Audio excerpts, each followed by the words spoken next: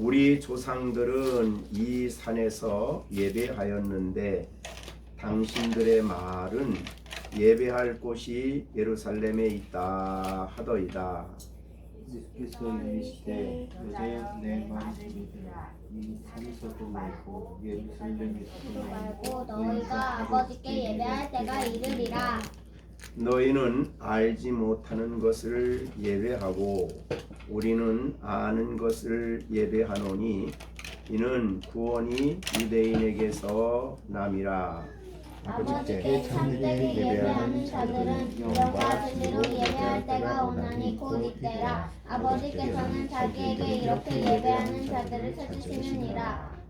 함께 읽겠습니다. 하나님은 영이시니 예배하는 자가 영과 진리로 예배할지니라. 아멘. 네, 우리가 늘 예배 드릴 때마다 이 요한복음 4장 23절과 24절의 말씀을 먼저 읽고 그리고 그 말씀을 의지해서 예배를 드립니다.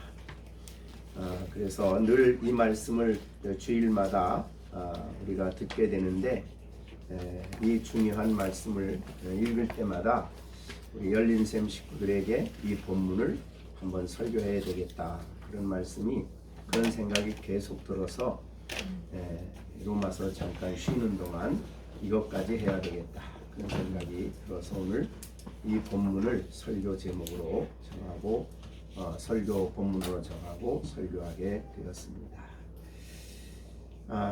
하나님이 우리를 구원하신 후에 구원하신 백성으로 가장 우리에게 중요하게 여기는 것이 바로 예배죠. 그래서 신앙인들의 신앙생활의 가장 중심이 예배라 할 만큼 예배를 중요하게 생각합니다. 우리가 월요일 예배를 드리고 은혜 받고 또 월요일부터 한 주간을 살고 또 한 주간 예배 드린 그런 마음으로 그런 하나님의 말씀을 붙들고 살다가 또 주일날 감사하며 하나님 앞에 예배합니다. 그러니까 우리가 신앙생활의 가장 중요한 핵심이 바로 이 예배라고 볼 수 있는데, 그래서 성경 창세기서부터 계시록까지 정말 전체에서 중요하게 다루는 것이 바로 예배입니다. 그래서 성경에는 예배의 흐름이 강같이 흘러서 창세기서부터 계시록까지 예배에 대한 내용으로 가득 차 있다, 그렇게 볼 만큼 예배를 중요하게 여깁니다. 그런데 예배에 대한 신약의 가르침 중에 가장 중요한 구절이라고 볼 수 있는 것이 바로 오늘 읽은 20절부터 24절까지 이 내용이 아마도 예배와 관련한 직접적인 예수님의 가르침의 중요한 내용이 되겠습니다.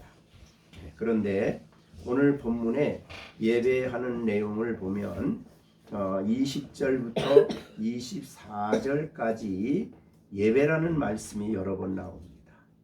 그 여인이 말한 것, 그러니까 20절에 여인의 질문 속에 두 번 예배가 나옵니다.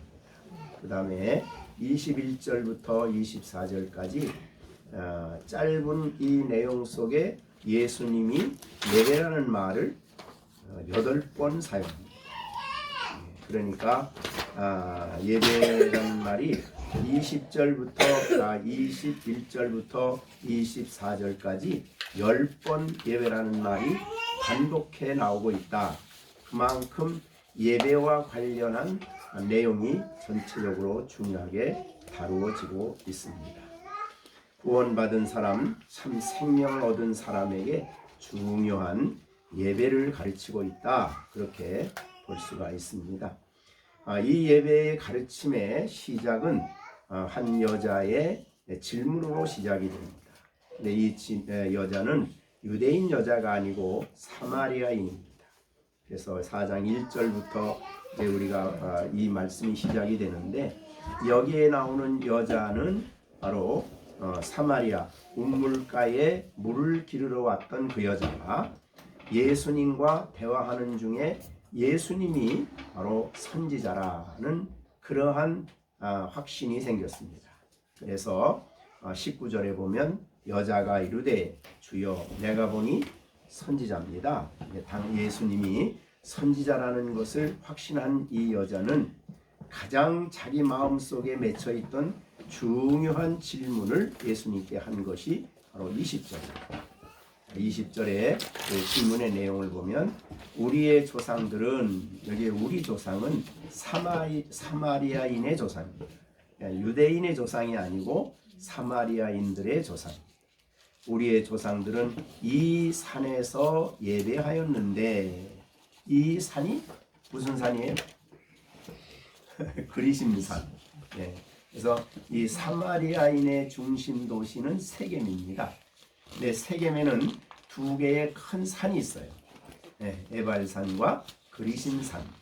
이 두 가지 산이 있는데, 그 여호수아가 가나안 땅을 정복하고 들어와서 신명기에서 말씀한 대로 이 에발산의 6지파, 그리심산의 6지파 이렇게 세워놓고, 거기다가 에발산에 있는 사람들에게는 저주를 선포합니다. 그들이 한 내용이 여호와의 계명을 순종하지 않으면 저주를 받는다. 이게 이 말이에요. 그 다음에 그리심산에 있는 16지파에게는 축복을 선포합니다. 그것은 우리가 지난번에도 말씀했지만은 하나님 계명에 순종하면 하나님이 복을 주신다. 그래서 에발산과 그리심산 두 산이 이렇게 세겜의 양쪽에 있습니다. 그래서 세겜이란 뜻이 어깨란 뜻이거든요. 그래서 세겜이라는 도시에 딱 가서 보면 이렇게 왼쪽은 에발산, 오른쪽은 그리심산이에요. 그리고 그 중앙 통로에 세겜이 있습니다. 그러니까 이 두 개의 산에서 그래서 양쪽에 6지파씩을 세워놓고 복과 저주를 선포하게 한 곳이 바로 이 세겜입니다. 그래서 그 중에 이제 그리심산에서 예배를 드렸다 이 말을 했는데, 왜 그리심산에서 이들이 예배를 드렸을까?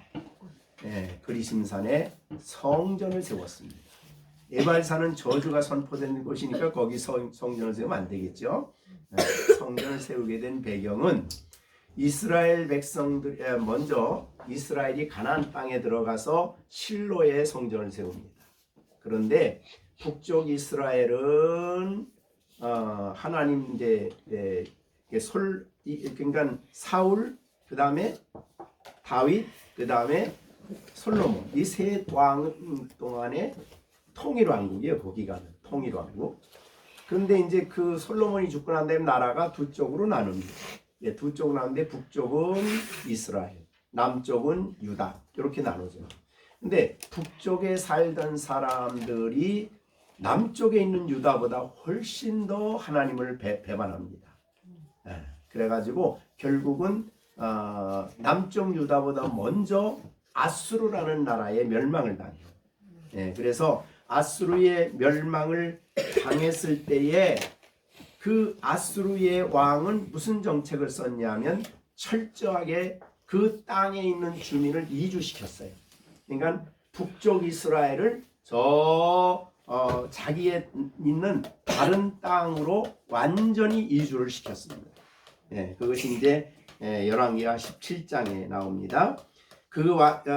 어느 곳으로 이주를 시켰냐면 열왕기하 17장 24절에 보면 아수르 왕이 바벨론, 구다, 아와, 하맛, 스발와임 이 땅으로 사람들을 이스라엘 사람들을 옮기고 거기 있던 사람들을 이스라엘 땅으로 옮긴 거예요.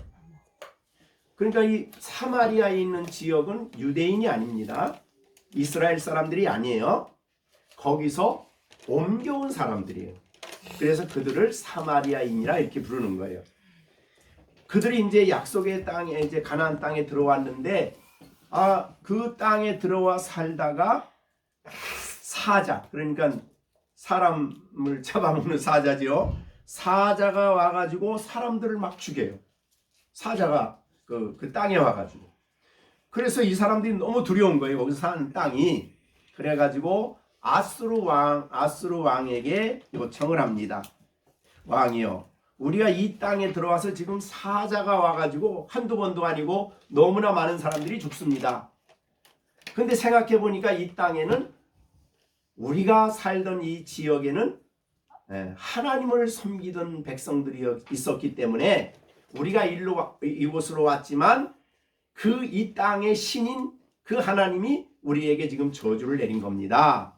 그러니 우리도 그 신을 섬길 수 있게 해주세요 라고 아수르 왕에게 부탁을 합니다. 그랬을 때 아수르 왕은 다른 곳으로 옮겼던 지역의 제사장들이에요. 근데 그 북쪽의 제사장들은 레위인이 아닙니다. 왕이 원하는 사람 그냥 세웠어요. 그 사람을 데려다가 예배를 가르쳤어요. 즉 자기 방식대로 하나님을 섬기는 예배를 가르쳤어요. 그렇게 가르쳐가지고 그들이 하나님을 섬기는데, 성경에 보면 그런 말이 있습니다. 열왕기하 17장 31절에 거기에 그러니까 이미 사마리아 땅에 들어온 님하스, 바르다, 스발와임, 이런 여러 사람들이에요. 여러 지역에서 왔던 사람들이 어디서 왔든지 거기 오기 전에 그들이 섬기던 신이 있을 거 아니에요. 근데 여러 지역에 있는 사람들이 와서 각각 자기 신을 섬겼어요. 그러다가 이제 그 땅에 신이 있으니까 또 섬겨요. 그래서 성경은 이렇게 말합니다. 여호와를 그들이 경외하고 어디서 옮겨왔든지 그들의 민족의 풍속대로 자기 신도 섬겼다. 자, 그러면 여러분이 정말 하나님을, 유일하신 하나님을 섬기면 다른 신 섬기면 안 되잖아요. 그런데 여호와도 섬기고 그들이 어느 지역에서 옮겨왔든지 그들이 가지고 들어온 신도 같이 섬겼어요. 그러니까 뭐예요 이게? 굉장히 이제 잡신이 돼버렸죠. 그래서 놀랍게도 성경은 이렇게 말합니다. 열왕기하 17장 34절에 그들이 오늘까지 이전 풍속대로 행하여 여호와를 경외하지 아니하며 또 여호와께서 이스라엘이라는 이름을 주신 야곱의 자손에게 명령하신 율례와 법도와 율법 계명대로 준행하지 않았다. 그러니까 하나님의 말씀대로 섬기지도 계명대로 섬기지 않고 하나님도 섬기고 자기 신도 섬겼는데 그들에 대한 하나님의 평가는 여호와를 경외하지 않았다. 그러니까 성경이 말하는 여호와를 섬기지 않은 사람들입니다. 계명도 순종하지 않았습니다. 이렇게 얘기를 했어요. 자, 그럼 사마리아인이 어떻게 생겼는지 아시겠죠? 그래서 유대인의 입장에서 볼 때는 사마리아인은 이스라엘 하나님의 선민이 아니야. 그래서 그들이 비록 여호와라는 하나님을 섬겼지만 아니에요. 그렇기 때문에 유대인과 사마리아와는 상종을 하지 않았습니다. 그런 배경이 있는 거예요. 자, 그런 배경이 있는데, 그러면 여기에 있는 사마리아 여자는 누구냐? 바로 그 사마리아에 속한 사람이에요. 그 여자가 이제 예수님을 만나서 예수님에게 복음을 듣게 됩니다. 그런 배경 속에서 이제 오늘 본문의 내용이 나온 거예요. 자, 그러면 다시 한번 이제 20절을 봅니다. 우리의 조상들은 어디서 섬겨요? 그리심산에서 예배를 해요. 그들은 누구를 예배하냐면 하나님을 예배하는데, 하나님 편에서 보면 하나님 예배하는 게 아니라고 얘기를 했어요. 왜냐하면 자기 신을 또 섬기니까. 그러니까 여호와 유일하신 하나님을 섬기지 않으면 하나님 섬기는 게 아니에요. 자, 우리가 굉장히 이런 것이 한 예로 지금 남아메리카에는 거의 기독교입니다. 좀 캐톨릭입니다. 그래서 남아메리카, 브라질, 아르헨티나, 멕시코 이런 다 거의 다가 이 캐톨릭이에요. 그래서 아르헨티나도 거의 캐톨릭이기 때문에 아르헨티나 출신이 지금 교황입니다. 그러니까 본래 남아메리카의 캐톨릭 세력이 세기 때문에 그럴 때 그 힘에 의해서 지금 아르헨티나 출신 교황이 이태리 가서 교황 노릇을 하고 있어요. 그런데 이 남아메리카에 캐톨릭이 들어가면서 무슨 정책을 썼냐면 이미 그들이 신을 섬기고 있잖아요. 근데 우리 여호와를 섬겨라 그러면 교회 안 올 거 아니에요. 그래서 뭐라고 했냐면 너의 신도 섬기고 주일날이 되면은 교회도 와라 이렇게 된 거예요. 자, 그랬으니까 그 사람들은 자기 신도 섬기니까 문제가 없어요. 그래서 와서 이제 했는데 그게 이제 점점 많이 변질이 되면서 오늘날도 아르헨티나나 이 남아메리카 보면요, 주일날 캐톨릭 대당에 가서 성당에 가서 예배드리고 끝나고 나면 자기 동네에 가서 자기 신전에 가서 다시 예배를 또 드려요. 지금 남아메리카의 개키독교가 그렇습니다. 그러면 하나님 편에서 볼 때는 하나님 섬기는 게 아니에요. 전혀 아니라 이거. 자, 우리나라에 기독교인들이 예수 믿는데 큰 어려운 중에 하나가 뭐냐면 제사예요. 그죠? 그래서 초기에 캐톨릭이 들어왔을 때는 조선 대원군 때에 캐톨릭이 제사를 지내지 못하게 한다고 순교가 일어났어요. 황사영 사건이라고 그래가지고 역사에 보면 그가 신주를 태운 거예요. 자기 신의 신주를 태우고 예배 안 드렸어요. 제사를 안 드렸어.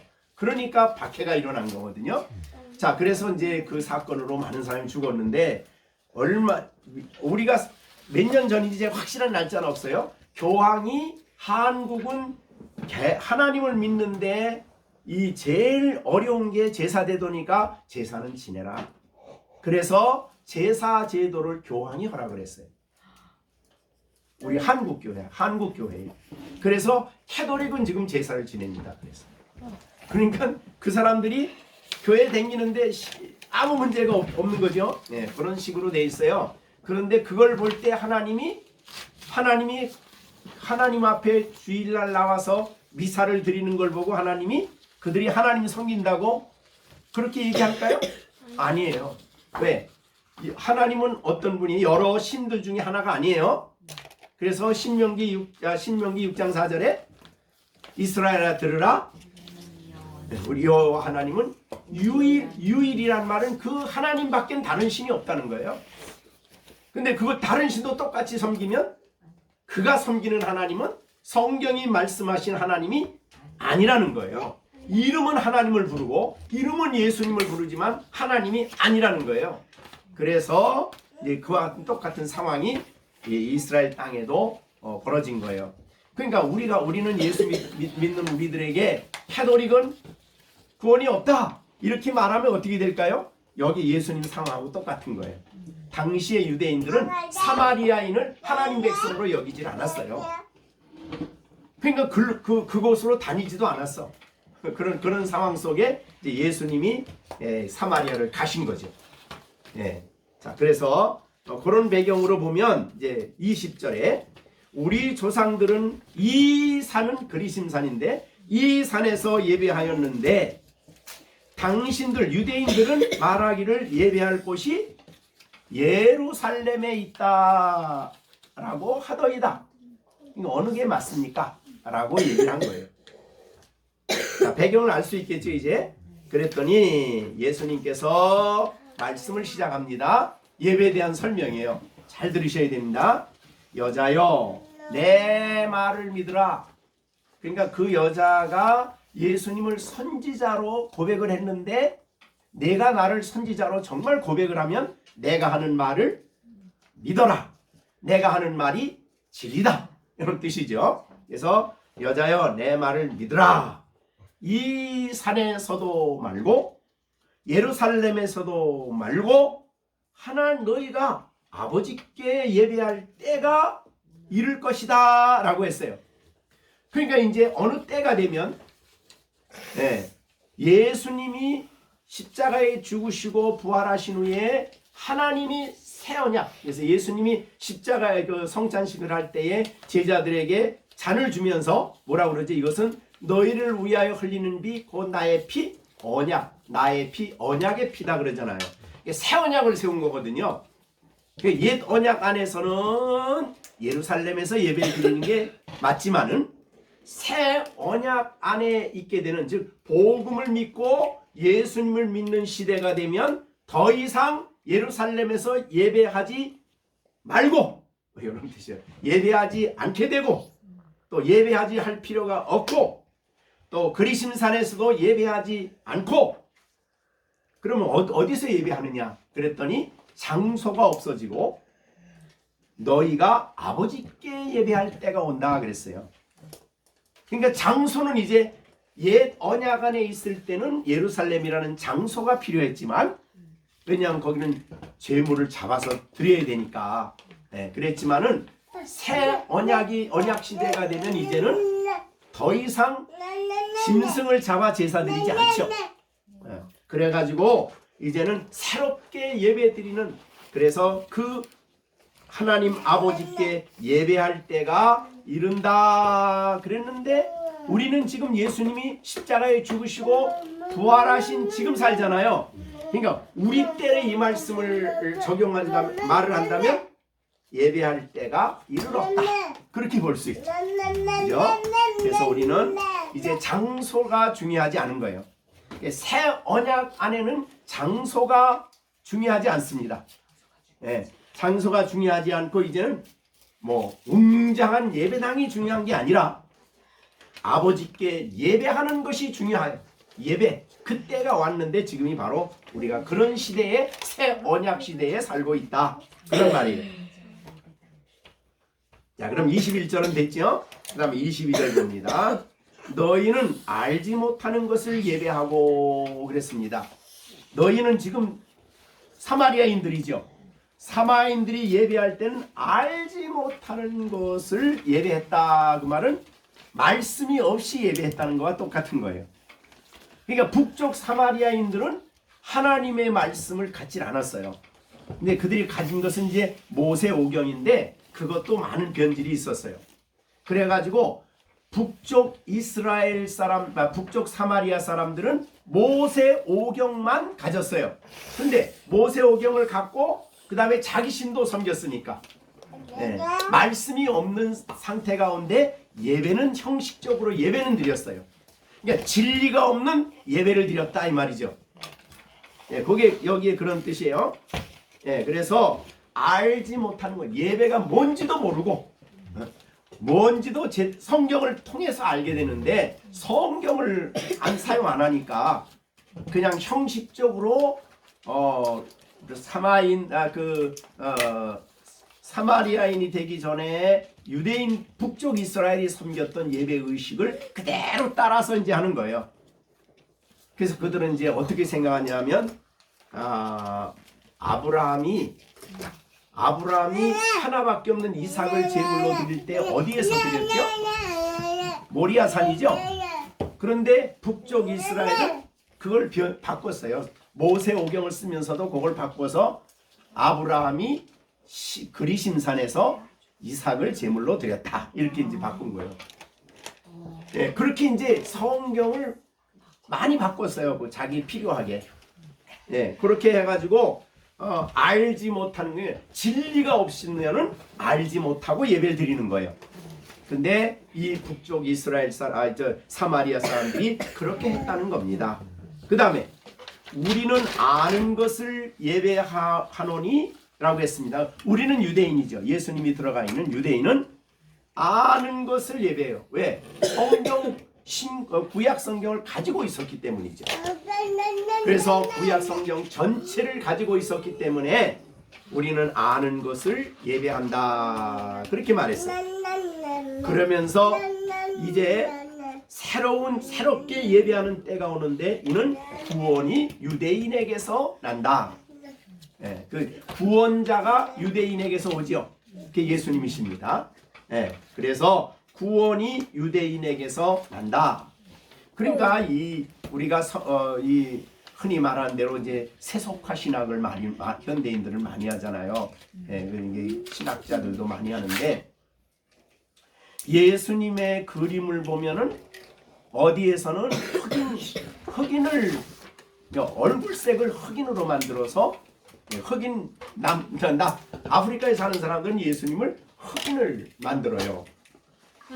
그게 세속화거든요. 예.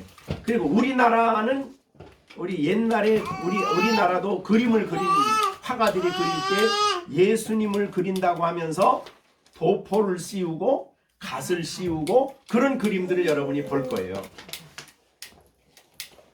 그런 그림 이제 봤어요? 아니요. 예, 그런 그림이 있어요. 자, 그런 그림을 보면은 그게 세속화라고 그러거든요. 그냥 예수님이 이 땅에 오셔서 도포를 쓰고 갓을 쓰고 다니셨을까요? 아니죠. 유대인입니다. 유대인. 하나님이 아브라함의 후손인 유대인에게서 예수님이 오게 하시고 예수님을 통해서 복음이 땅끝까지 전파되는 것이 하나님의 구원의 경륜이에요. 우리가 로마서에서 배운 대로. 그러니까 로마서는 아브라함의 후손 혹은 이삭의 씨 가운데서 다윗의 후손 가운데서 예수님이 오셔가지고 죽으시고 부활하셔서 그 복음이 교회를 통해서 땅끝까지 전파되는 이것이 하나님 구원의 경륜이거든요. 그러니까 예수님이 죽기 전에는 예루살렘에서 예배를 드렸지만 땅끝까지 복음이 전파되면은 이제 그렇게 장소에 매이지 않는다는 거예요. 이게 어디에 있거나, 왜냐하면 어디에서나 예수님을 의지해서 이제 예배를 드리면 하나님이 그 예배를 받으신다, 이렇게 보는 거죠. 그게 바로 예수님입니다. 구원자가 유대인에게서 오고 진정한 예배를 드릴 수 있도록 길을 열어주시는 분이 바로 유대인에게서 온다. 이걸 이제 설명을 22절에. 자, 그 다음에 이제 중요한 설명을 합니다.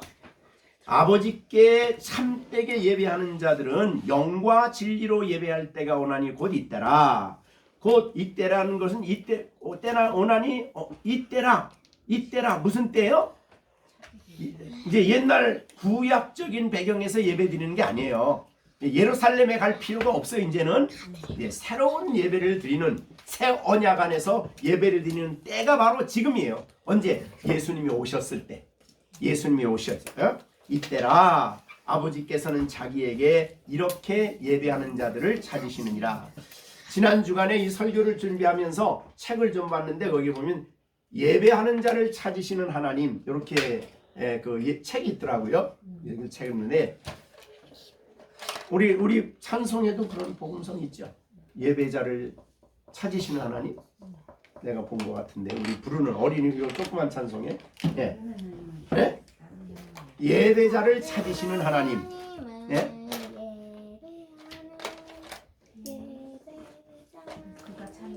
예? 주님이 찾으시는. 예. 그러니까 예배자를 찾지요. 그래서 그 책의 제목도 그것더라고요.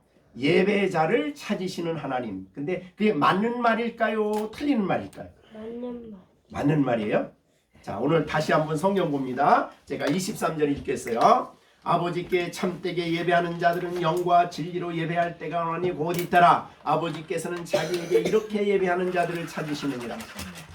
예배하는 자를 찾으시죠? 네? 그런데 그것만 보면 안 돼요. 그 앞에 뭐라고 그랬죠? 이렇게가 중요한 거예요. 그러니까 예배자를 찾으시는 게 아니라 이렇게 예배하는 사람을 찾는 게 하나님의 방법이에요. 근데 물론 이제 이렇게 예배하는 자를 이제 설명한 것이 그 다음에 24절인데, 그러면 이렇게 예배하는 자는 어떤 자냐? 23절에 아버지께 참되게 예배하는 자가 이렇게 예배하는 자예요. 거기에 내용을 설명한 것이 24절이에요. 자, 그렇게 보면 우리는 이렇게 볼 수 있죠. 같은 예배실에서 큰 예배당에서 수천 명이 예배를 드리고 있어요. 그렇지만 하나님 보실 때는 그 예배 드리는 사람들이 나이가 많든 적든 아니면 이렇든 저렇든 여러 사람들이 모여 있지만 하나님 보실 때는 딱 두 종류로 나누는 거예요. 어떤 사람으로?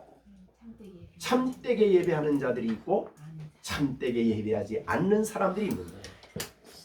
같은 장소에서 예배드리고 같은 찬양을 하고 같은 것을 하더라도 하나님이 딱, 그러니까 예배하는 자를 찾으시는데 하나님이 찾으시는 딱 그 사람을 만나면 그 사람의 예배를 하나님 받으시는 거거든요.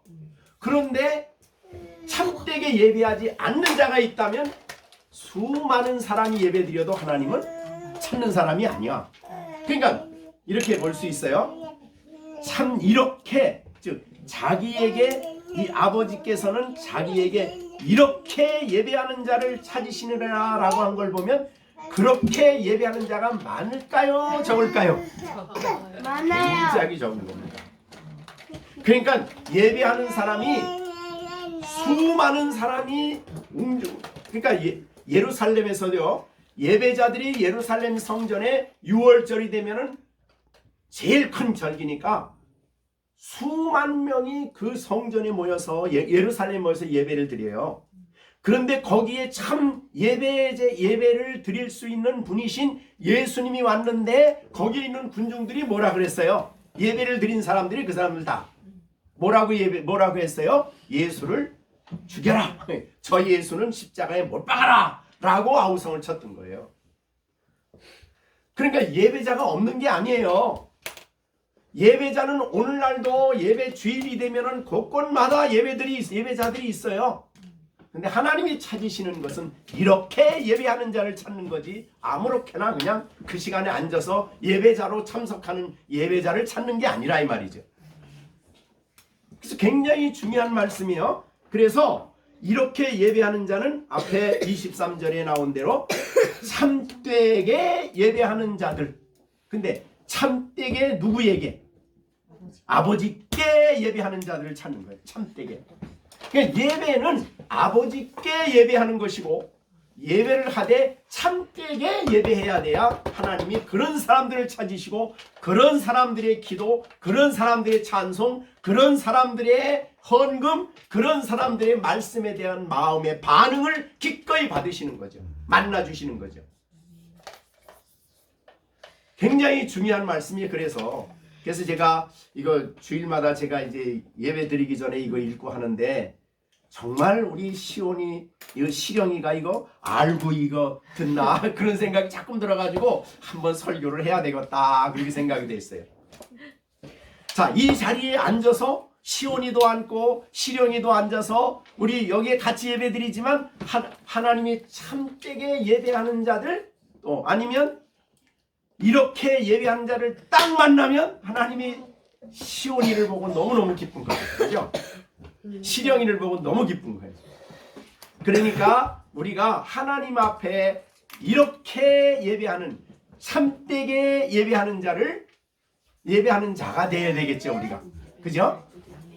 그러니까 우리가 여러분이 나 오늘 교회 갔다 왔어. 그냥 예배 보러 갔다 왔어. 그게 중요한 게 아니에요. 하나님이 찾으시는 사람으로 그 자리에 있어서 하나님이 찾아서 만나주시고 하나님이 그에게 역사하신 그게 중요한 거예요. 그게 중요한 거라 이 말이죠. 아, 나는 오늘 가서 예배당에 가서 정말 목사님 설교가 너무 감동적이어서 그게 중요한 게 아니라 이 말이죠. 나는 오늘 갔더니 찬양대가 너무너무 은혜가 돼. 저 사람이 와서 솔로 할 때는 내가 너무 은혜를 많이 받아. 그게 중요한 게 아니라 이 말이죠. 그러니까 우리는 찬양을 들으러 가는 사람도 아니고, 그죠? 가서 어떤 사람을 만나러 가는 사람도 아니고, 예배를 드리러 가는 사람인데, 예배 대상이 누구셔요? 자, 여기 보세요. 하나님께 참되게 예배한다 그랬죠?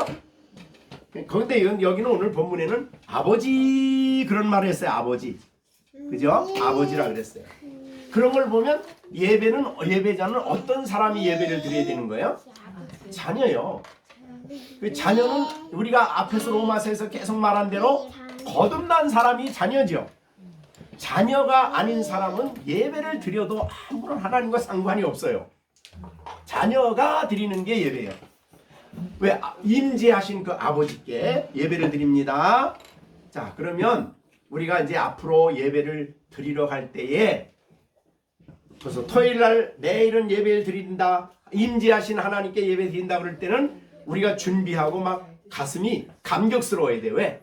영원하신 하나님 아버지가 나를 찾으시고 나를 만나주시는 시간이거든. 그러니까 이걸 너무너무 감동이 되고 준비가 돼야 되는 거예요. 그래서 네. 그래서 정말 헌금할 때도 아무 생각 없이 하지 마시고 찬양을 찬양을 할 때나 뭐 할 때나 계신 이제 그 하나님께 얘기하는데 그 하나님을 아버지라 말했고 그 다음에 이제 24절에는 하나님은 뭐라 그랬죠? 영이시다. 영이시다 그랬어요. 그러니까 예배를 받으시는 하나님이 영이라고 그래요. 영이라는 게 무슨 뜻일까요? 영이라는 게 성경에 자주 나오죠. 영. 성령? 영. 하나님이 영이라고 하는 말은 형체가 없다는 거예요. 형체가. 하나님은 모양이 없습니다. 또 금으로 만들 수 있는 분도 아니에요. 은으로 만들 수 있는 분도 아니에요. 그래서 하나님을 그러니까 하나님은 말씀만 있었지 하나님의 본체가 눈에 안 보였어요. 그래서 모세가 시내산에서 하나님 보고 내려와서 야 너희는 말씀을 들었지만 하나님은 못 봤다. 그러니 하나님을 빗대어서 무슨 우상을 만들고 그러면 안 된다. 이게 이제 십계명의 가르침입니다. 왜 우리가 우상을 만들면 안 됩니까? 그러면 하나님은 영이시기 때문에 안 되는 거예요. 그래서 하나님은 영이시란 말이 굉장히 중요한 말입니다. 내가 예배하는 하나님 아버지는 영이십니다. 왜? 영이신 그분에게 우리가 하나님을 향해서 예배를 드리는 거예요. 자, 그러면 영이란 뜻은 모양이 형체가 없다 이런 말이기도 하고 영이란 뜻은 어느 곳에서나 어디에나 계신다 그런 뜻이에요. 그래서 영이신 하나님은 솔로몬도 그걸 알았죠. 성전을 지어놓고 기도하면서 뭐라 그랬냐면 우리 하나님은 이 성전에 계실 그런 신이 아니다. 그 말은 뭐예요? 하나님은 인간이 만들어놓은 조그만 신전에 갇혀있는 그런 신이 아니다. 만유를 지으신 분이 하나님이시니까. 그래서 하나님은 영이시기 때문에 어디에나 계신 거예요. 그래서 우리가 주일이 되면은 한국에서도 여러 군데서 예배를 드리죠. 자, 여기도 계시고 거기도 계시고 저 미국에서도 계시고 아프리카에도 계시고 인간이 예배드리는 곳에 임재하신 하나님은 영이시기 때문에 어디에나 계신 그분이 나누어져 있는 분이 아니에요. 그래서 우리 열린샘께 오신 하나님은 조그마니까 0.1% 여기 오셨고 사랑의 교회 큰 교회는 큰 교회니까 0.3% 정도 가 계시고 그런 분이 그렇게 나누어지는 분이 아니라 이 말이죠. 영이시기 때문에 어디에 계시든지 완전하신 분이 거기에 계시는 거예요. 그런데 우리 여러분도 영혼이 있잖아요. 영혼이 보여요, 안 보여요? 안 보이죠? 근데 우리의 영혼이 있기 때문에 생각하고 감정이 있고 의지가 있잖아요. 이와 같이 우리를 하나님의 형상대로 만드신 하나님은 영이시지만 그분은 생각하시고 보시고 관찰하시고 아시고 복을 의지적으로 원하시고 뭐 이런 일들이 있는 거예요. 특별히 하나님은 감정이 풍성하셔요. 그래서 하나 찾는 사람, 예배하는 자를 딱 찾으시다가 이렇게 예배하는 자를 찾으시다가 딱 만나면 하나님 마음이 어떨까요? 너무너무 아무 감정도 없이 그냥 그런 분이 아니에요. 너무 기쁜 거예요, 하나님이. 그래서 스가랴에서 본 기쁨을 이기지 못하여 하신 얼마나 기쁘면 기쁨이 너무 기뻐서 이기질 못할 정도로 기쁘실까요? 그러니까 여러분들이 다 예배 시간에 앉아 우리가 예배를 드린다고 하고 시작하고 예배를 드릴 때 딱 우리 시준이 같이 딱 앉아서 하나님 앞에 쫙 예배하고 하나님 앞에 하는 걸 보면 하나님 너무너무 기쁜 거예요. 시준이 수준을 아니까. 그런데 우리는 수준이 좀 어른들은 좀 난데도 그냥 이 시간에 그분에게 집중을 안 하고 있으면 이거는 정말 심각한 거죠. 예, 하나님이 슬퍼하는 거죠. 자, 그래서 하나님은 영이시지만 감정이 있고 우리를 보시고 관찰하시고 아시는 분이시고 우리가 그분의 계명을 무시하면 슬퍼하시고 진노하시고 기뻐하시고 이런 분이시에요, 우리 하나님이. 그러니까 하나님이 감정이 너무너무 풍성하셔요. 그래서 우리가 그 감정을 다 못 따라가지요. 그래서 하나님 형상대로 만드는 것 중에 하나가 우리의 인격입니다. 인격. 네, 그래서 하나님이 아시고 지성을 가지시고 또 그 다음에 감정을 가지셨기 때문에 정서가 있으시고 의지가 있었기 때문에 뜻하시고 계획한 것을 이루어 가시고 뭐 그런 하나님이라 이 말이죠. 하나님은 영이십니다. 그래서 영이신 그분은 어디에나 계시고, 예, 그래서 어디에나 완전하신 분이 계시지 나누어져 계신 분이 아니에요. 완전한 하나님이 우리 가운데 임재하여 계신다. 그런데 만약에 구약같이 하나님이 영광으로 임재하신다면 여기 있는 우리들이 어떨까요? 예? 구약에 하나님이 영광을 조금만 나타내도 그걸 본 사람들이 다 어떻게 됐어요? 막 다 엎드러지고 두려워서 막 그렇잖아요. 그러니까 우리의 수준을 아시는 하나님께서 이렇게 믿음을 통해서 성경을 통해서 믿음으로 하나님을 바라보고 예배드리게 하신 것이 너무나 감사한 일이에요. 예수님 하나님의 영광을 조금 반짝 비춰주고 그 예수님의 영광을 잠깐 보고 난 바울은 어떻게 됐을까요? 그 다음에 바로 눈이 바로 멀었어요. 여러분이 해가 쨍쨍 내려쬐는 날 햇빛을 쫙 보고 있다면 눈이 어떻게 될까요? 상하죠. 그런데 하나님의 영광을 직접 대면하는 눈으로 그저 본다면, 우리 예배 드리는 사람들은 다 눈이 안 보이는 상태로 살아야 될 거예요. 그래서 하나님은 믿음으로 신앙생활하게 하신 거예요. 너무 귀한 거죠, 그게. 보지 않고 성경이 보여주시는 하나님을 믿음으로 그 하나님을 바라보고 그 하나님 앞에 서고 그 하나님을 경배하며 살아가게 만드신 것이라. 그래서 하나님은 영이시다 라는 말이 너무너무 우리들에게 중요한 말씀입니다. 자, 여기에 하나님이 계셔요. 믿음으로 우리가 바라보는 거예요. 믿음의 수준만큼, 그죠? 그런데 그 계신 그분을 향해서 예배하는 겁니다. 그분을 향해서 찬송하고, 그분을 향해서 예물을 드리고 헌금을 하고, 그분을 향해서 우리가 처음부터 끝까지 우리가 하나님을 향해서 하는 모든 기도나 모든 것이 다 예배예요. 그분을 경배하고 찬양하는 것입니다. 자, 그런데 영이시기 때문에 예배하는 사람들은 또, 그러니까 하나님은 영이신데 그 영이신 하나님을 예배하는 사람들은 어떻게 예배해야 되느냐? 두 가지죠. 자, 우리가 이제 먼저 23절에 영과 진리로 예배할 때가 온다 그랬고, 24절에 똑같이 예배하는 자가 뭐로 예배해요?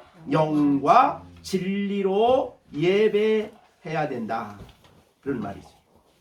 영과 진리로. 자, 그러면 우선 영으로 예배한다는 게 뭘까? 우선 영으로 예배한다. 자, 이 영으로 예배한다는 말, 하나님 영이시기 때문에 영으로 예배해요. 그러면 우리가 영으로 예배하지요. 그런데 사실은 이 로마서 8장 9절 우리가 여러분이 배웠을 거예요. 만일 너희 속에 하나님의 영이 거하시면 너희가 육신에 있지 않고 영에 있나니 그랬어요. 육신에 있는 사람은 예배 못해요. 그런데 성령이 있는 사람은 영에 있어요. 다른 말로 거듭난 사람은 영의 사람이 되는 거예요. 성령이 그 안에 있기 때문에. 그래서 성령이 우리 안에 거하시면 영에 있나니, 영이 있는 사람만이 영으로 예배를 드릴 수가 있죠.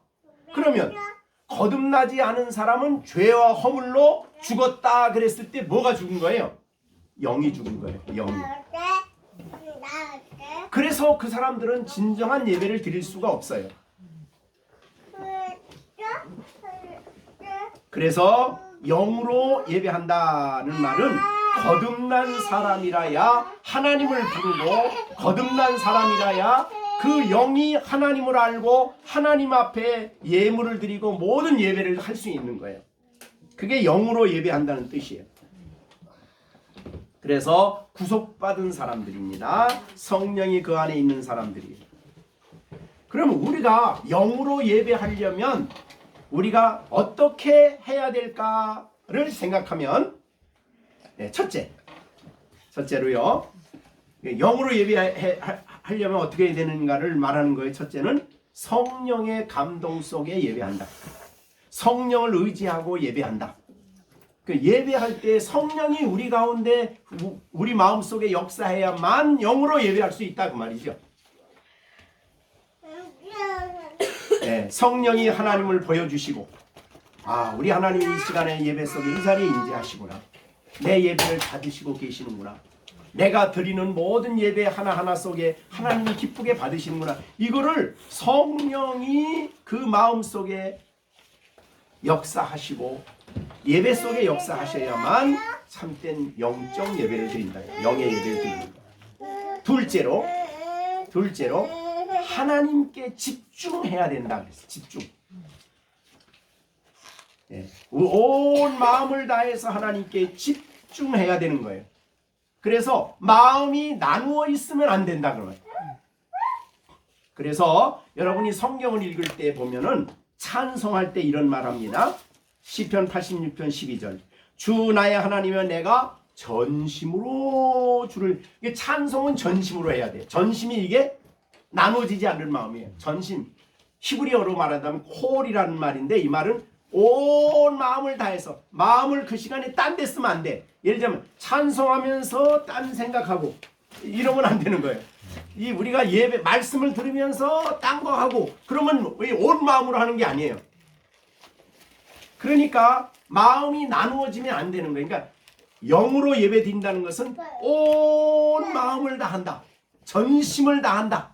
찬양할 때도 전심으로 찬양하고 감사할 때도 전심으로 헌금을 드릴 때도 전심으로 이게 마음이 그 영이 그 전심이 그게 이제 영으로 드린다는 뜻이에요.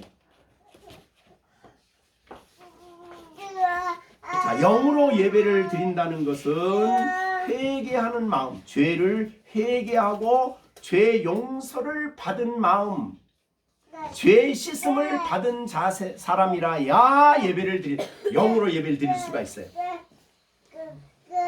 그래서 이사야 1장에 보면 굉장히 중요한 말씀이 있죠. 하나님 뭐라고 얘기합니까? 그 시대 사람들을 향해서 하나님이 차라리 누가 와서 성전에 문을 좀 닫았으면 좋겠다. 너희들의 그 예배를 누가 원했느냐? 이게 하나님이 그러셔요. 나는 너희들 예배 받기를 원치 않는다. 재물이 내게 무슨 소용이 있냐? 그렇게 말하면서 이유는 그거예요. 너희가 죄를 그대로 가지고 있다. 그래서 로마 이사야 1장 8절에 너희가 예배하기 전에 먼저 와서 나와 서로 변론하자. 내 죄가 주홍 같을지라도 눈과 같이 희어질 것이고 너희 진홍같이 붉을지라도 양철같이. 이 말을 한 거예요. 여기서 용서받을 수 있는 길이 있는데 죄를 자복하고 용서를 받고 예수님의 피를 의지해서 내 앞에 나와야 된다. 그래야 영적으로 하나님을 예배할 수 있다고. 하나님 만나 주셔야 되니까 그거 있으면 안 되니까 영으로 예배해야 돼요. 자, 그러면 여러분 영으로 예배를 하시고 계십니까? 생각해 봅시다. 그러니까 우리에게 지금 얼른 하는 것은 그러니까 예배를 위해서 성령에 의지하기 위해서는 성령의 감동 속에 하려면 기도해야 되겠고, 그죠? 예배를 위해서. 그 다음에 우리가 마음에 나눠지지 않는 것도 역시 우리가 하나님이 우리 마음을 붙들어 주셔야 돼. 내가 생각이라는 것은 내가 막 하고 싶어서 하는 것도 있지만 그냥 생각하지도 않는데 딴 생각이 들어올 때가 있잖아요. 막 말씀을 듣는데 딴 생각이 자꾸 들어와. 마음이 나눠지지. 갑자기 빨래 안 넣는 게 생각이 나고 갑자기 뭐 안 한 게 생각이 나고 그런 마음이 나눠지는 거예요.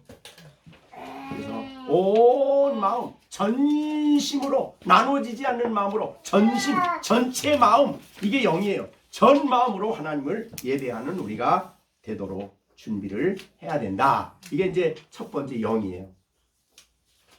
그 다음에 두 번째는 뭐죠? 진리. 자, 우리가 예배했다가 중요한 게 아니에요. 정말 영이신 하나님을 향해서 영과 진리로 예배하는 게 중요한데, 둘째는 진리로 예배해야 돼요. 자, 그러면 요한복음에서 진리로 예배한다라고 말할 때는 두 개가 있어요.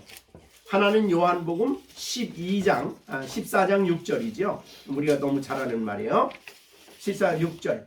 내가 곧 길이요 진리요 생명이니 나로 말미암지 않고는 아버지께로 올 자가 없다. 이렇게 된 거예요. 거기에 진리는 뭐냐면 예수님이거든요. 그죠? 그러니까 우리가 예배를 드릴 때에 우리는 부족하지만 예수님을 의지해서 예배를 드려야 된다, 이런 뜻이죠. 예수님의 보배로운 십자가에서 흘린 피를 의지하고 예배를 드려야 돼요. 대제사장이신 예수님이, 지금도 부활하신 예수님이 하나님과 나 사이에 중보하는 걸 믿고 하나님 앞에 예배하고 기도해야 돼요. 그러니까 예수님 없는 예배는 안 된다 이 말이죠. 그러니까 예수님 안에서 우리가, 그러니까 아까는 이렇게 보면 되겠어요. 구약의 제사 제도는 그림자예요. 근데 예수님이 오셔서 완성하셨죠. 그럼 구약의 예배를 드리기 위해서 예루살렘에 가가지고, 예루살렘에 가면 성전이 있죠. 성전 안으로 나가지요. 성전이 뭐예요? 예수님이죠. 신약에. 그럼 성전 안에 들어가서 예배한다 그러면 오늘날 우리로 표현한다, 우리가 표현하면 예수님 안에서 지금 내가 예수님 앞에, 하나님 앞에 예배드리고 있다, 이런 자세를 잊지 말아야 된다는 거예요. 그죠? 그게 첫째예요.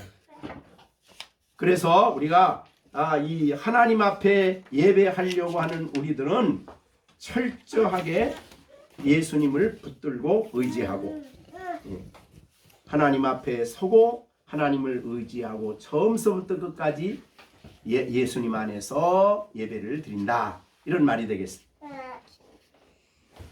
그래야 담대하게 예배할 수 있어요. 우리가 예수 밖에 있다면 우리는 하나님과 아무 상관없어요. 두 번째, 진리에 대한 말씀이 나오는 게 요한복음 17장입니다. 자, 요한복음 17장 17절인데요. 거기에 보면 진리를 뭐라고 그랬죠? 17장 10절. 그들을 진리로 거룩하게 하옵소서. 아버지의 말씀은 진리니이다. 그러니까 아버지의 말씀이 진리예요. 그러니까 우리를 오늘날로 말하자면 성경이 진리다, 그렇게 보는 거죠. 그러니까 예배는 뭐냐? 진리에 대한, 성경을 풀어주는 진리에 대한 우리의 반응이에요. 자, 그러면 오늘 여러분, 자, 우리가 하나님 앞에 예배할 때는 성경이죠. 예배할 때는 영이신 하나님께 예배해야 됩니다 라고 제가 이 말씀을 가지고 풀어 설명했어요. 근데 여러분이 그 말씀을 듣고 어떻게 반응을 합니까? 아, 하나님은 영이시기 때문에 이 자리에 계시구나, 이렇게 마음으로 반응했다면 그 반응을 하나님이 예배로 받으시는 거예요. 그러니까 설교된 말씀에 대해서 내가 받아들이고 그 말씀에 대해서 내가 반응하는 것이 예배라 이 말이죠. 그래서 모든 예배는 진리에 대한 반응이다, 그렇게 얘기했어요. 진리가 없으면 예배가 아니에요.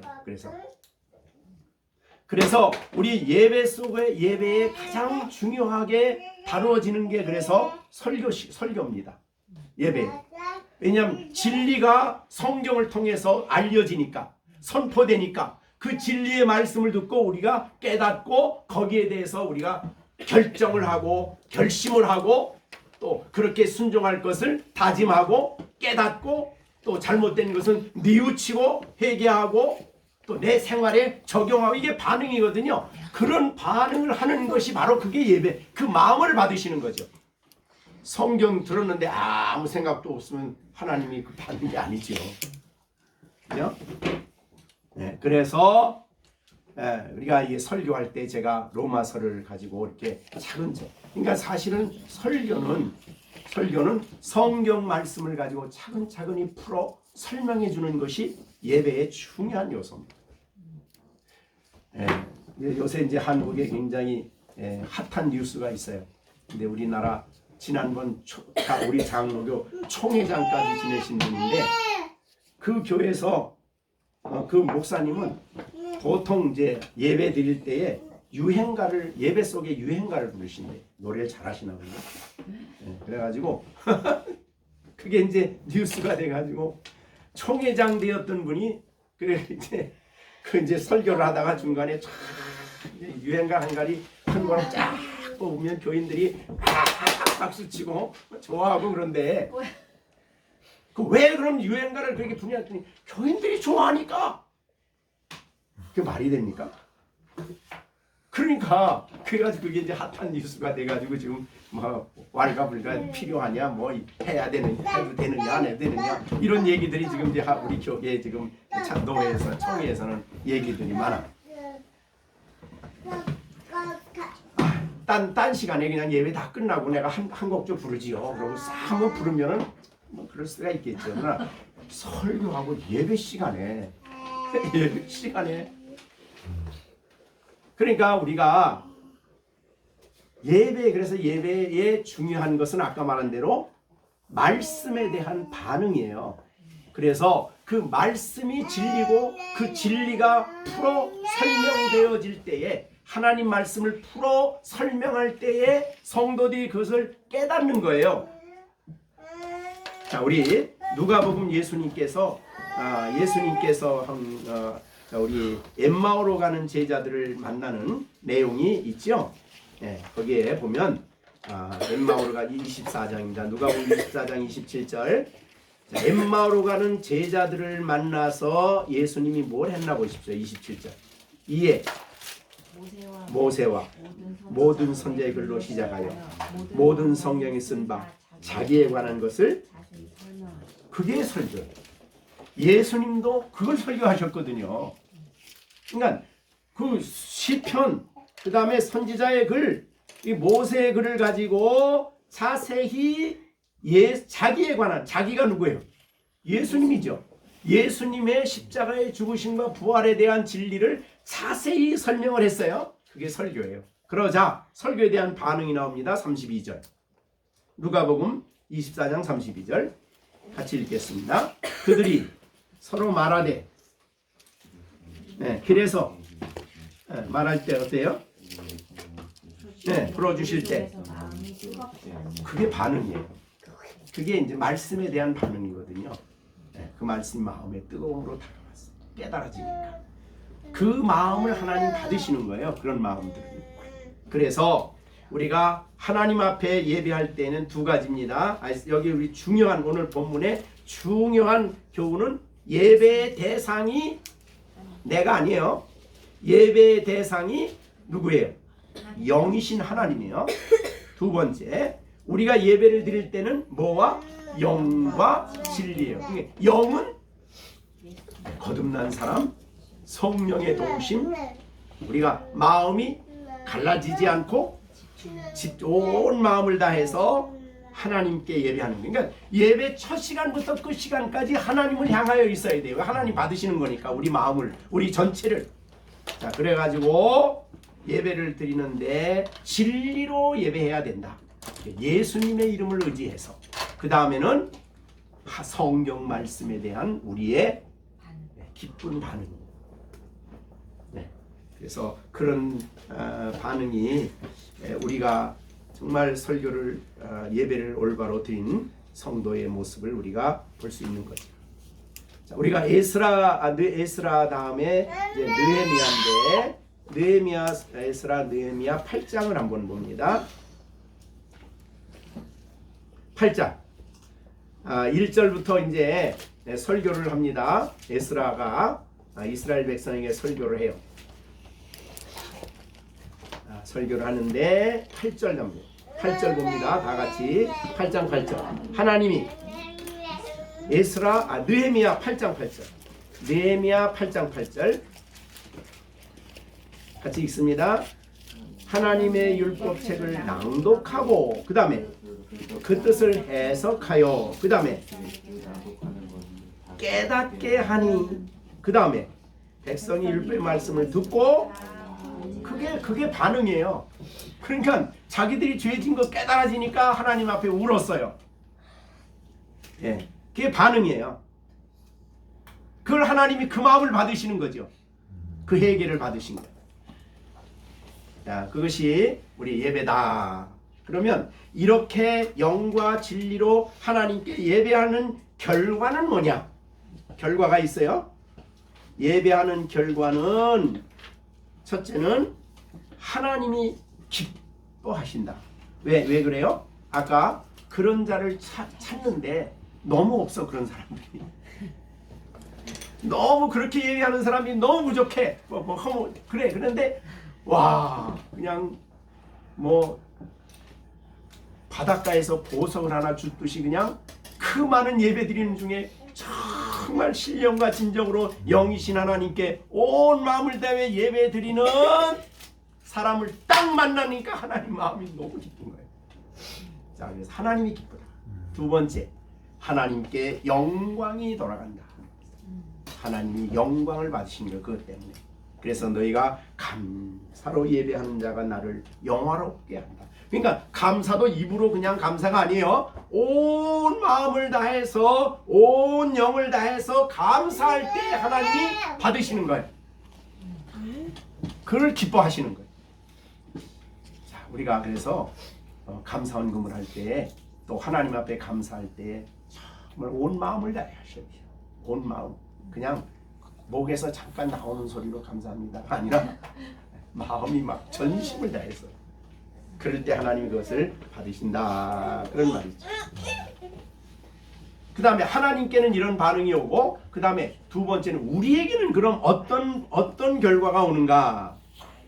우리에게는 첫째로 우리에게 오는 결과는 올바른 예배를 드리면 이제 하나님 받으셨잖아요. 하나님이 받으신 것을 믿음으로 알기 때문에 기뻐해요. 우리가 기뻐요. 내 기도를 받으신 하나님, 그 기도를 예배를 기쁘게 받으신 그 하나님을 생각할 때 내가 기뻐요. 네. 그래서 그 하나님을 인하여 기뻐한다. 두 번째는 하나님이 주신 예배 속의 찬송을 통해 주었던 예배를 통해 모든 예배 순서를 통해서 내게 성령이 또 진리의 말씀을 깨닫게 해주심으로 말미암아 그 깨달음이 내게 옴으로 말미암아 그걸 은혜라 그래요.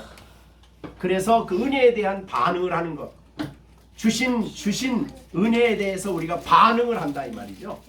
그래서 이것을 우리는 적용이라고 표현을 해요. 적용. 말씀을 듣고 그냥 오늘 좋은 말씀 들었다 그러고 끝나는데 되게 그러죠. 예. 오늘 설교 말씀 들었는데 무슨 말씀 들었습니까? 모르겠어요. 끝나고 가면 바로 가면서 몰라. 더군다나 어떻게 살아가야 될지, 내가 어떻게 삶으로 내 마음으로 반응해야 될지는 전혀 생각을 못하고 있어. 그러면 안 된다 이 말이죠.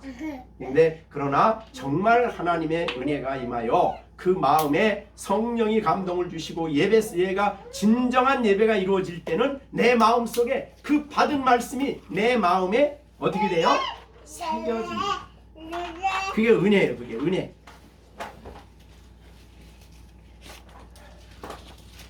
자, 우리가 고린도 전서 3장에 보면 후서 3장이죠. 3장에 보면